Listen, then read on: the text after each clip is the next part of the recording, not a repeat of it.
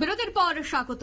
এবার আম্বেদকরের জন্ম জয়ন্তীতে ছুটি ঘোষণা কেন্দ্রের সমস্ত সরকারি কর্মচারীরা এবার থেকে ছুটি পাবেন। 14 এপ্রিল ছুটি থাকছে কেন্দ্রীয় সরকারি কর্মীদের। বিরোধীদের চাপে পড়ে কি কেন্দ্রের এই সিদ্ধান্ত? রাজনৈতিক মহলে কিন্তু শুরু হয়ে গেছে জল্পনা। বিস্তারিত জানবো, টেলিফোন লাইনে যুক্ত হয়ে গেছে বার্তা সম্পাদক দেবব্রত চক্রবর্তী। দেবব্রত দা, আম্বেদকর ইস্যু নিয়ে প্রায় প্রতি সময় বিরোধীরা কিন্তু কটাক্ষ করে বা বিরোধীরা আম্বেদকরকে নিয়ে বেশ কিছু তারা বক্তব্য রাখেন, শাসক দলকে তারা তীব্র কটাক্ষ করেন। তবে এবার বিরোধীদের সমস্ত অভিযোগের জবাবকে কেন্দ্র দিয়ে দিয়েছে এই ছুটির মধ্য দিয়ে, কি বলবে? বরাবরই কিন্তু যারা এনডিএ বিরোধী যারা সংসদ রয়েছেন, সাংসদরা কিন্তু বরাবর তোমার বিজেপি তথা এনডিএ সরকার বরাবর এই তোমার আম্বেদকরের যে সংবিধান তা মানছে না বলে অভিযোগ তুলে লোকসভা এবং রাজ্যসভায় সরব রয়েছেন। বিশেষ করে ডিসেম্বরে লোকসভায় এর পরবর্তীতে যখন অমিত শাহ এক মন্তব্যে যে আলোড়ন করেছিল, এই আলোড়নের ভিত্তিতে কিন্তু বিরোধীরা রীতিমতো শাসক গোষ্ঠীকে চেপে ধরেছিল। যে বিষয়টা হয়েছিল তা হলো আম্বেদকরের প্রসঙ্গে বারবার বিরোধীরা প্রসঙ্গ তুলছিলেন লোকসভায়। তখন তোমার অমিত শাহের এক বক্তব্যে একটা বিতর্ক তৈরি হয়। এই বিতর্কটা তৈরির কারণ হলো অমিত শাহ বলেছিলেন যে আম্বেদকর ঠিক এইভাবেই উচ্চারণ করে বলেছিলেন যে আম্বেদকর নিয়ে এখন বর্তমানে কার্যত একটা ফ্যাশন তৈরি হয়ে গেছে, এবং এই যতবার আম্বেদকরের নাম করেন ততবার যদি ভগবানের নাম করতেন তাহলে তাদের স্বর্গবাস হয়ে যেত বলেও কিন্তু অমিত শাহ বলেছিলেন।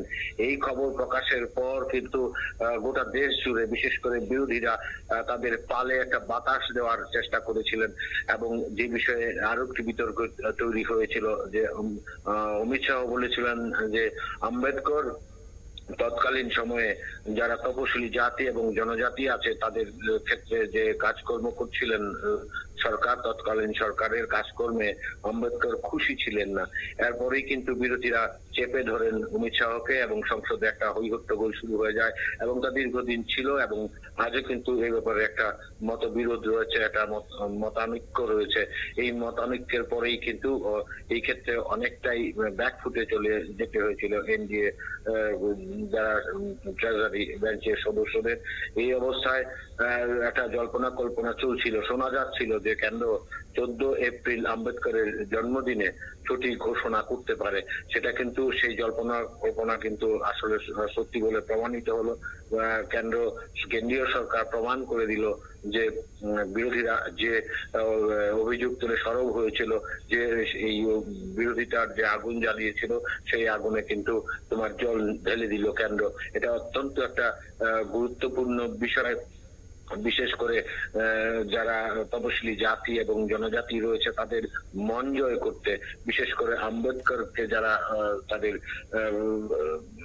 শ্রদ্ধা করেন, যারা তাদের ভাবাদর্শে যারা বিশ্বাসী, তাদের ক্ষেত্রে কিন্তু এটা বড় ট্রাম্প কার্ড খেললো কেন্দ্র।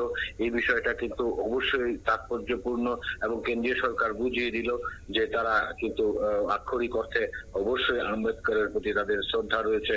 যে কারণে এই বিষয়টি এই 14 এপ্রিল সরকারি ছুটি ঘোষণা, আম্বেদকরের জন্মদিনে কেন্দ্রীয় সরকারের ছুটি ঘোষণা কিন্তু একটা বড় ট্রাম্প কার্ড বিরোধীদের ক্ষেত্রে ঘায়েল করতে, একটা বড় ট্রাম্প কার্ড বলে রাজনৈতিক বিশেষজ্ঞরা মনে করছেন। এই অবস্থায় বিরোধীদের কিন্তু অনেকটাই ব্যাকফুটে যেতে হলো।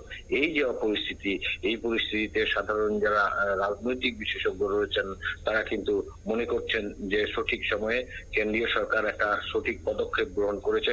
তাদের ক্ষেত্রে যারা এনডিএ কে আম্বেদকর বিরোধী বলতেন তাদের অনেকটাই থামানো।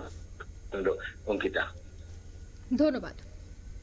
অর্থাৎ বিরোধীদের সমস্ত বিতর্কের জবাব কেন্দ্র দিয়ে দিয়েছে এমনটাই মনে করছে রাজনৈতিক মহল। কারণ বিরোধীদের মূলত অভিযোগ থাকে যে আম্বেদকরের বানানো সংবিধান নিয়ম কানুন মানছে না বর্তমান সরকার। তবে এবার আম্বেদকরের জন্ম জয়ন্তীতে বড় ছুটির ঘোষণা করে দিল কেন্দ্র। এবার দেখার বিষয় এই ছুটি নিয়ে বিরোধীদের পক্ষ থেকে কোনো ধরনের বক্তব্য উঠে আসে কিনা। নিয়ে নেই ছোট্ট একটি বিজ্ঞাপন বিরতি, সঙ্গে থাকুন।